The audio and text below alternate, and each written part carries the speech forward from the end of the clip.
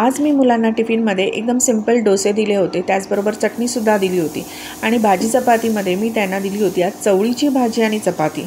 रोज काय द्यायचं खरंच हा पडलेला सगळ्या आयांना प्रश्न असतो, पण कोणाच्या तरी आयडियामुळे आपल्याला नक्कीच एखादी आयडिया मिळते की हां बाबा आपण उद्या हाच मेनू देऊया।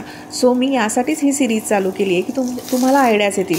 आज मी कुठची रेसिपी शेअर केली नाही, कारण की जनरली सगळ्यांना माहिती असतात ह्या, कारण की आपल्या रोजच्या जेवणातल्या ह्या भाज्या किंवा डोसे आहेत। सो मी आज कुठची नवीन रेसिपी शेअर नाही केली, फक्त तुम्हाला आयडिया मिळावी की आज मी टिफिनमध्ये काय द्यावं म्हणून आज हा खास व्हिडिओ बनवला आहे।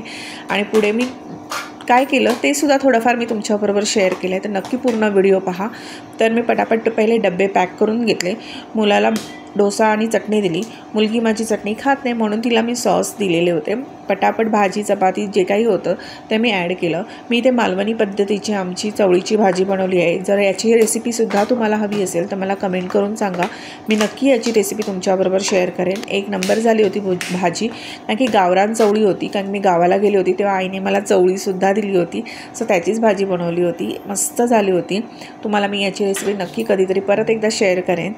सो मी डबे पॅक केले, मुलंसुद्धा रेडी झाली, पण बाहेर बघतो तर धो पाऊस पडत होता म्हणून पटापट रेनकोटसुद्धा चढवले।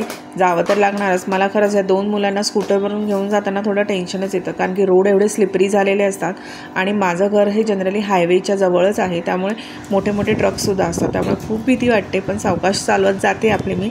सो पाऊस होताच मग आम्ही पटकन खाली उतरलो। थोडासा कमी वाटला पाऊस, पण ठीक आहे, हळूहळू मी स्कूटर चालवत मुलांना शाळेमध्ये सोडली आणि घरी आली।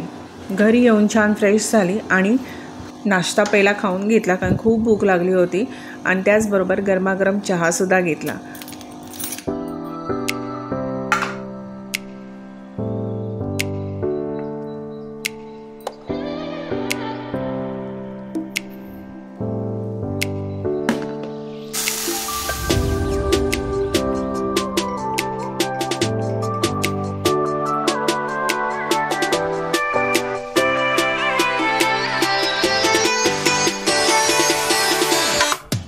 आणि नंतर सगळी घरातली कामे आटपून केर फरशी वगैरे करून छान अशी देवपूजा करून घेतली।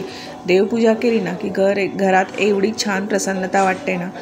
तर हा व्हिडिओ कसा वाटला नक्की सांगा। व्हिडिओ आवडला असेल तर लाईक शेअर आणि सबस्क्राईब करायला विसरू नका। भेटूया अशाच नवीन व्लॉगमध्ये, तोपर्यंत बाय।